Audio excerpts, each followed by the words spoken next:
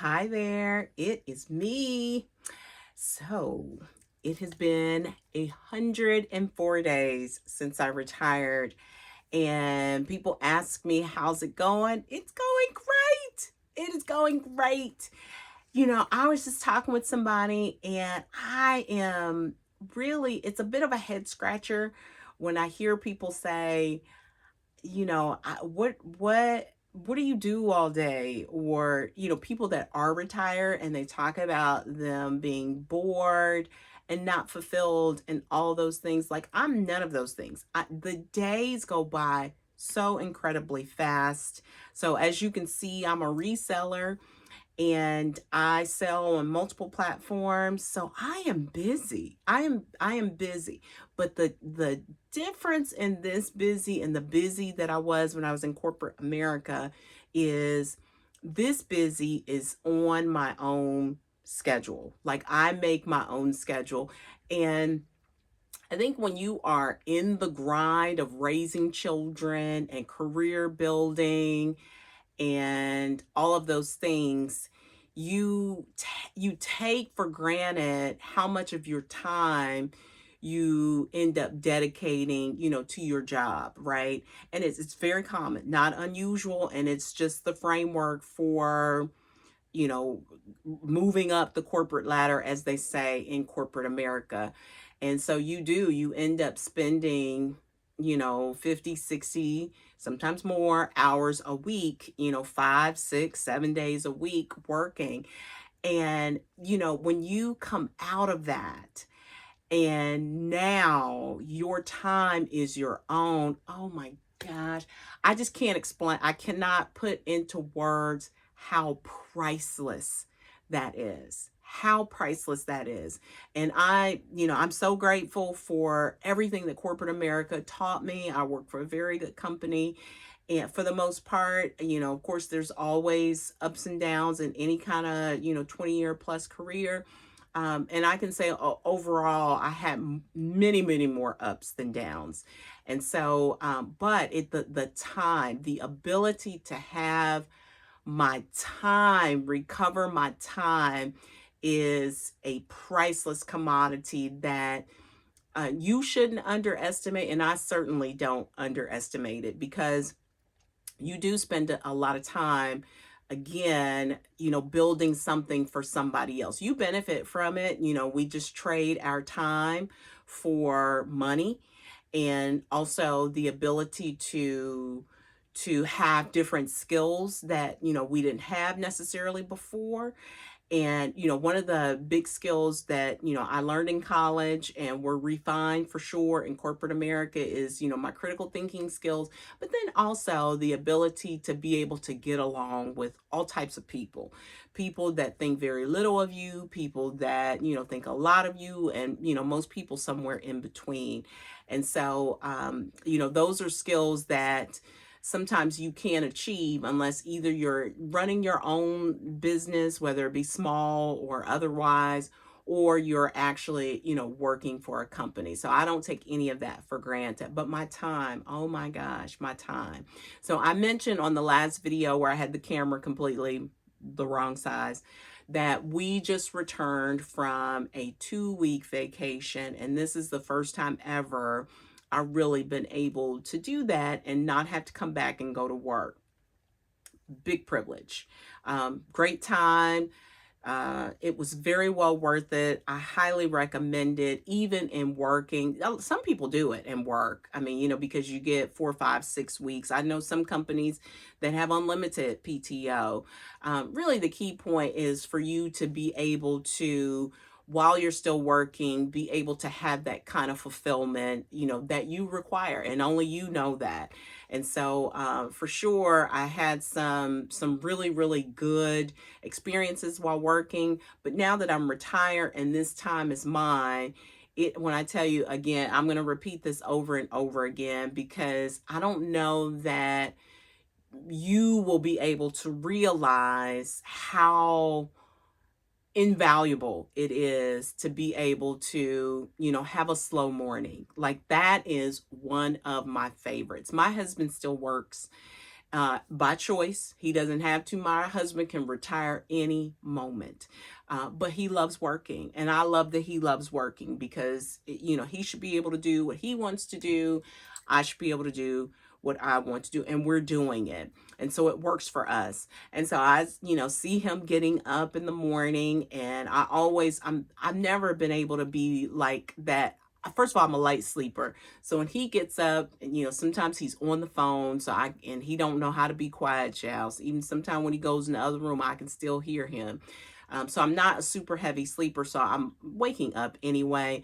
But it's nice, I give him a kiss. He's off to the races. And I say all the time, "You're off to see the wizard," and he's like, "I'm off to see the wizard," and off he goes. He loves his job. And then, I'm left with, okay, what do we need to do today? What do we want to do today? Which is a question, of course, when you're working, that you always know the answer to that. Oh, it's Monday through Friday, so I'm getting up and I'm going to work, right? And everything really revolves around that, your entire life, right? Even in the evening, it's like, oh my gosh, we're out late. I've got to get up in the morning and go to work, right? Very common, very, very common. But again, when that's not there and you don't have that, it's like just like icing on the cake, because this is the first time ever that I've been able to go on vacation, come back for a period of time, and everybody else that, was a small group of us that went, some people were talking about, oh, I got to get back to work, in a couple of days. Even if you come back on Thursday or Friday and then you don't go back to work until Monday, you still have to go back. I didn't have that this time, and it was awesome. To be able to come back and just sort of gradually work into my schedule. First of all, we were in Europe, so our days and nights were switched. So the whole jet lag thing lasted for me for about 4 or 5 days, and it was nice to be able to not have to, force myself to be awake because I had to work, and really endure sort of that uncomfortable ness about it, where you're tired because last week you were asleep at this time. The other people, including my daughter and my sister, they and my niece and our friends, had to endure that to some extent. And I'm sure, like everything else, you just make it work. But it was just nice to not have that. And so I most appreciate like the slow mornings, being able to, see my husband off, and then it's like, okay, what do you want to do? What do you need to do? And, again, I'm a reseller. You can see some of the items I have here, very, very small amount of items that I have. I sell luxury handbags. I sell high-end premium clothing. I sell this beautiful, beautiful, unforgettable bloom, which is available in many colors. I sell lots of beautiful things. And the beautiful thing is I don't have to, because I've planned, I'm going to also say that over and over again. I don't have the pressures maybe that some other resellers have. And it's a blessing of, okay, I need to resell, this amount of money every single day, for the next, 100 days or whatever. I don't have that, right? It's very much, it's not hobby. It's not hobby. It is for sure selling, but it's selling in a way that works best for me. I don't need to lower my prices because I've got to make money. I don't need to raise my prices because I have to have money, right? It is, what is a fair price for the item that you are selling, right? And so that is just I'm very grateful for that, and it is a blessing because I know that there are resellers that are reselling as a way of living. And a lot of people do that and they're very successful. And you have some other people that are, doing okay. And then you have other people that are still kind of growing their business. I for sure still say I'm growing my business, but my intent with my business is to grow it to where perhaps I have one employee. Like, I'm not looking to get back into the grind of HR issues. I was HR manager for 30 years. I'm not looking to get back into that. I really love beautiful things, and I sell beautiful things. I want to source beautiful things, provide beautiful things, and sell them in a way that works best for me. That is my biggest thing, right? And so now here we are on the precipice of summer. It's spring, and I actually live in the state of Mississippi, and it's warming up. And so yesterday, one of the things that I did, my sister was called me, and she's like, "What are you doing?" And I'm like, "Oh, I'm just sitting out here on our back porch. We have a screened in back porch." And I picked up Tina Knowles' Matriarch is the name of the book, Beyonce's mother. I picked up that book. I think it came last Saturday, so I've been reading it, and it was so pleasant outside yesterday, like low, maybe mid 70s, something like that, nice breeze. So, 1 o'clock in the afternoon, I'm sitting outside reading a book, which is lovely. Like that, because that is what I decided that I wanted to do, for that period of time. So I was probably out there in and out, 4 or 5 hours, reading. Like, oh, like just again, those small, small things, I worked out in the morning, I'm getting back to that routine. I need to work out today. I haven't done that because I had a show today on Whatnot, and didn't sleep that well last night. So I didn't have to, wake up super early. I didn't schedule my show until like mid-morning, 11. And so I didn't get out of bed. This is terrible, but I didn't sleep well last night. And this is again another one of those gifts of managing your own time, because I didn't sleep that well last night, and I was up 2, 3 a.m. like awake, kind of dozing, but awake. I didn't get out of bed until like 8:17, which is like kind of late for me, for sure late. But I could do it because there's no time requirement, right? I don't have to be at work at 7 a.m. or 7:30 or 8 a.m. I don't have to drop off kids, right? My kids are grown. And so these are some of the things that, when you think about retirement and leaving your corporate job, these are some of the gifts that give back to you. Because, money you can recoup, right? Many times, if you have any kinds of skill sets, there's plenty of opportunities out here where you can work remote right in your home if you want to. You can do ebooks, you can do, you can resell like I do, like tons of ways, so many ways to make money now. But your time is not, that doesn't replenish, right? You can't, like a debit card, you can't refill back up your debit card, with time. Once that time is gone, it is gone. So it is a precious commodity that I don't think, when we're in corporate America, that we value as much as we should. For sure, when I'm in my 30s and my 40s, I was not. And probably about 44, I started thinking about, is this, how am I going, how is this how I want to spend like the next 10, 15 years, like working for this company, doing this, and maybe in a different location, maybe a different position. Like, is this okay with you? And really the answer was no. It was no. My ambitions were always much larger than my company could ever provide for me. Much larger, because it included me having freedom over my own time, which even if you're working remote, which, we did get a chance to do that 1-2 days a week, you have some autonomy over your time, but you're still responsible to do the work of the enterprise. So yes, but no. Okay. And so, as you are watching this video, the 20 something year old, 30 something, 40 something, maybe even 50 or 60-year old, really think about what is most important for you and the things that you want to do in your life. I do not recommend people working their entire life, unless that's what you want to do. If that is what brings you fulfillment, my goodness, go on and do it. Okay. Because there are like teachers, people out there that are doing noble things, like the Vatican, like people that are doing it, but it's not really work. It's more of a calling. I'm talking about work, like going to work.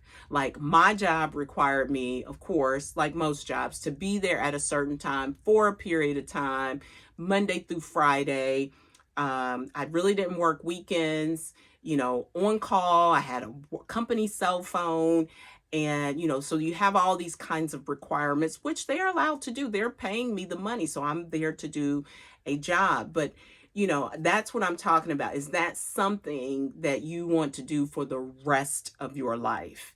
And for me, the answer was loud and clear. Again, probably it became louder about age 44. It's like, no, this is not like I want to travel. I want to run a business. I want to teach. I want to educate. I want to do all of those things. And I want to do them when I want to do them, not on a regimented time schedule.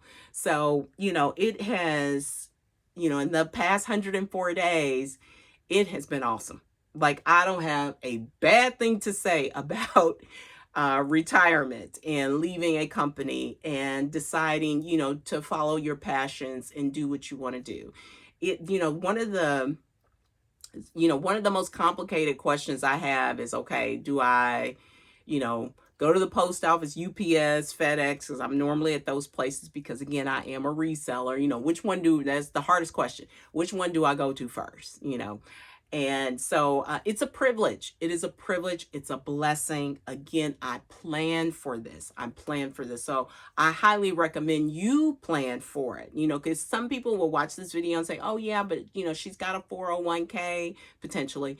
Maybe somebody is saying that or thinking that because, most corporate gigs provide that. And I do have a 401k, but I can't touch it until I'm 59 and a half. So access to that money is like not there. It is not there.